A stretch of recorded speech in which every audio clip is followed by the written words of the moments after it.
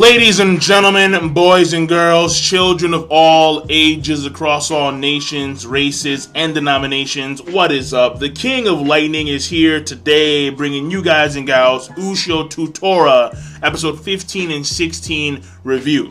Episode 17 and 18 I'll do tomorrow. But if you haven't seen episodes 15, 16, 17, or 18, for some odd reason, they'll be available on Crunchyroll in the link in the box below.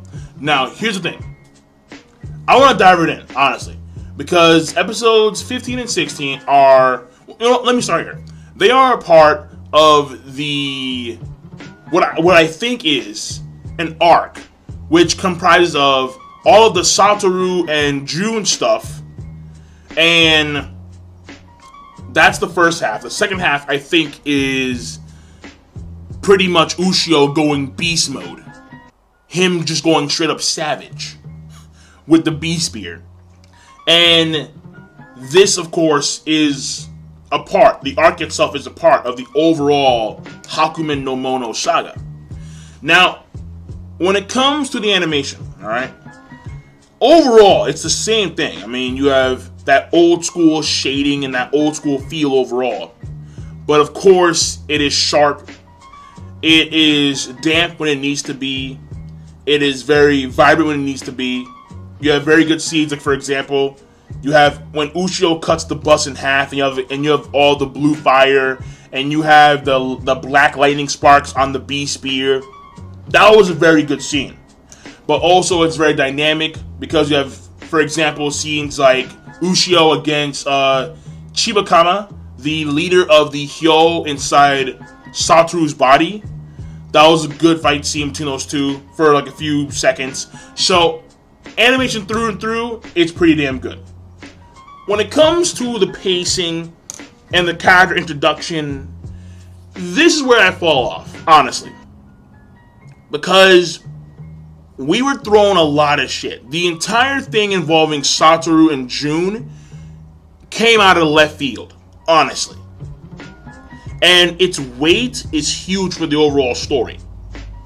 Because their whole situation winds up being the primary catalyst for Ushio turning into the Beast. Now, episode 14 was the Akiba stuff. And mind you, his character is still being flushed out halfway in episode 15. To where, towards that time, episode 15, you can soundly say that he is a support pillar for Ushio.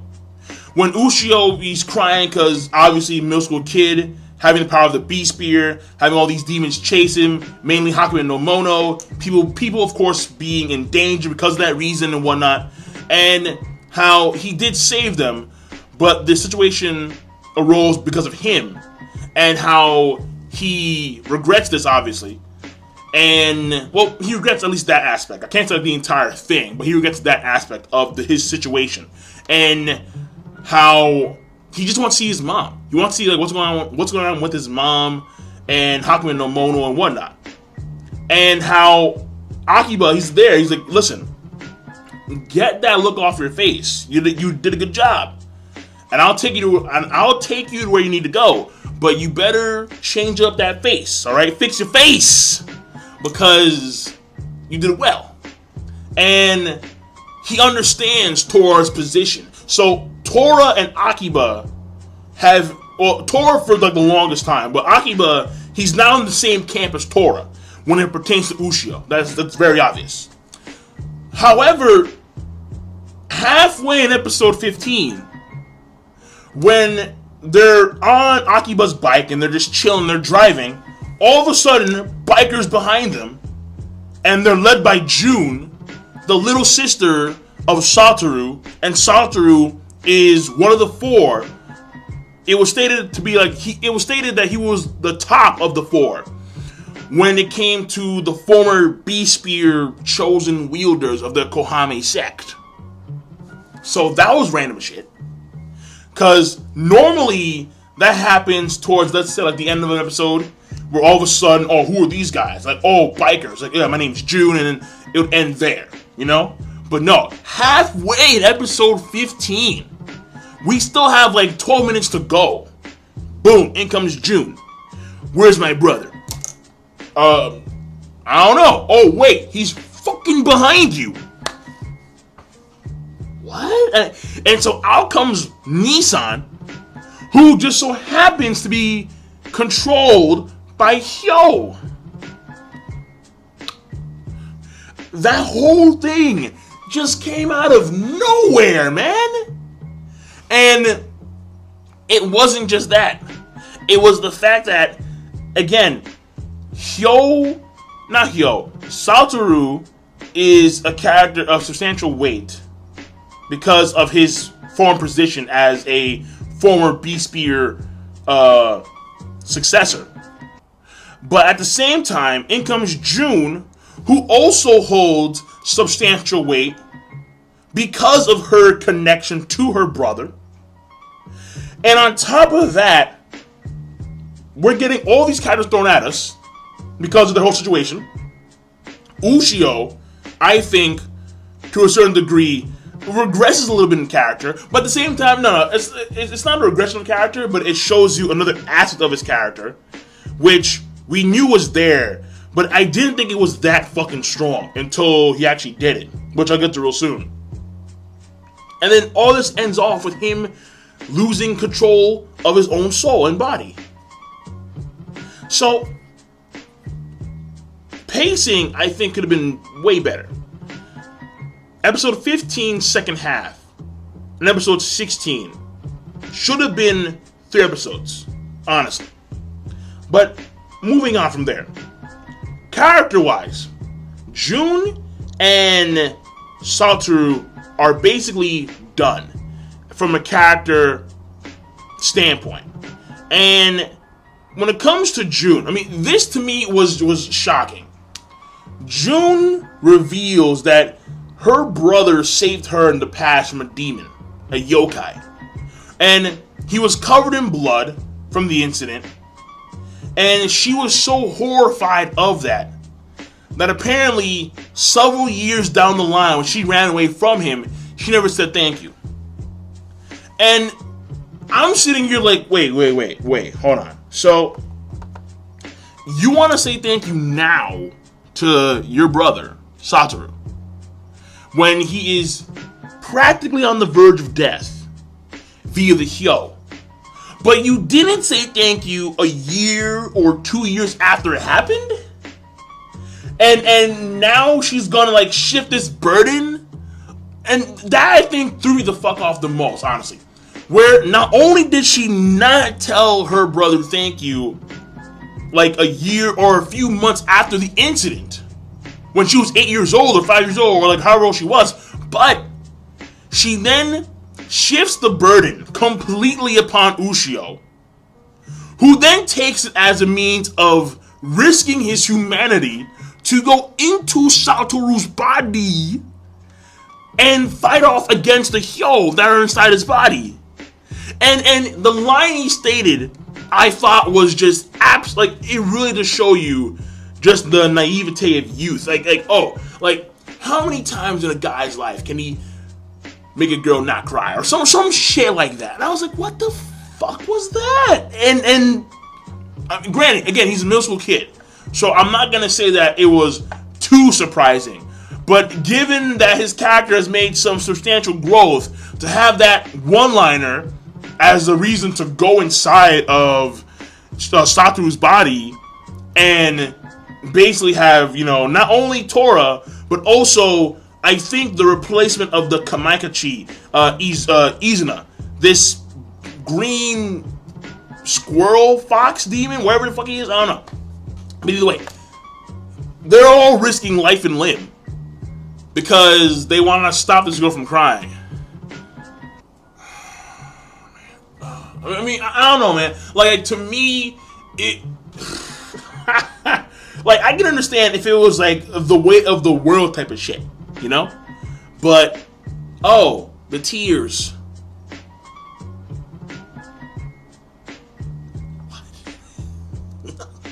Like, I thought it was a joke at first. Like, really? Like dead ass? Like, you're gonna go in there because of like, I thought that Akiba was gonna like knock him in, like, no, like, wait, what are you doing, bro? Like, knock him out and shit, bring him over to the Kouhamei sect, you know, moderate him, you know, do some shit like that. But no, he went full blown in there, was using up a lot of power, and that was really it. So, like, that whole thing, when it comes to character development and then characterization, it was just like, whoa, like that. Jun's whole thing, Satoru's whole thing. Satoru wasn't like, honestly, Jun got more character development than fucking Satoru, which was stunning because Satoru, again, he is one of the 4 former Beast Spear chosen wielders of the Kouhamei sect, and Jun is a left field character. Jun feels like an episodic character in an overall story arc, which confuses the living shit out of me. Honestly, it does. I can't deny it. But whatever. And it ends off with, you know, everything working out, them beating Chibaka-ma, and it is that Ushio, you know, I mean, granted, you know, you have Satoru, he's there, he's crying like, oh my god, he saved me. I was jealous, I was angry, but yeah, okay, alright, fine. Like, because they really did rush his character. Like when Satoru actually got up, when he was, you know, aware of himself and whatnot, and when he, I mean, granted, they did do some characterization for him when he fell off the cliff and whatnot, but his main characterization is at the end of episode 16, and that was like 2 minutes worth, and I was like, it wasn't sufficient, honestly. But maybe you'll get more in episode 17, I don't know. But the whole thing here is this, though. He's grateful that he was saved. He obviously is grateful to Ushio and Tora because they risked their lives in order to save him, and they did so on the foundation of a girl's tears, and that's really it. So he's gonna help them obviously in the future, in the near future probably, but that's gonna be really it, honestly. Like he's not gonna be a support pillar like Akiba is, and that's a shame, but it is what it is.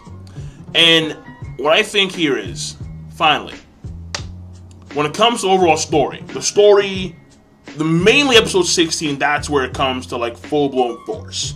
Yes, you have character introductions, but the fact that Ushio himself, first of all, they introduced this whole thing of overusing the power of the Beast Spear, which then forces the person to lose control of themselves. They lose their humanity. They turn into like straight up monsters.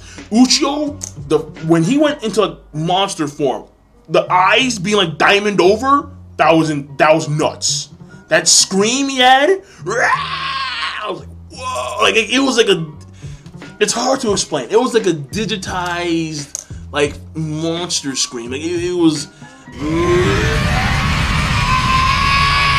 like yeah, it was that. I threw it in there. Fuck it, I don't care. It was a crazy scream. I was like, whoa! And they, like the way they painted it. Oh, that was fucking crazy. That was awesome.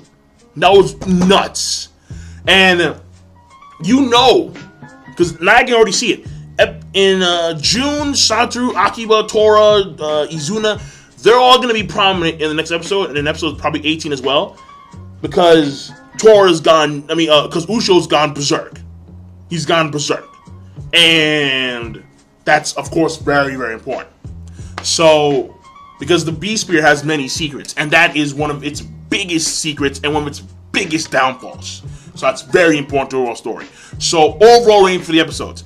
Episode 15, I'm not really a big fan of, honestly. I think it's okay at best, and I'll leave it at that. Episode 16, because specifically of that ending, I'm going to give it a rating of a good plus, and I'm done. So, King of Lightning, rate the video, comment, and subscribe as always. I will see you guys tomorrow for episode 17 and 18. Peace. Have a nice goddamn day.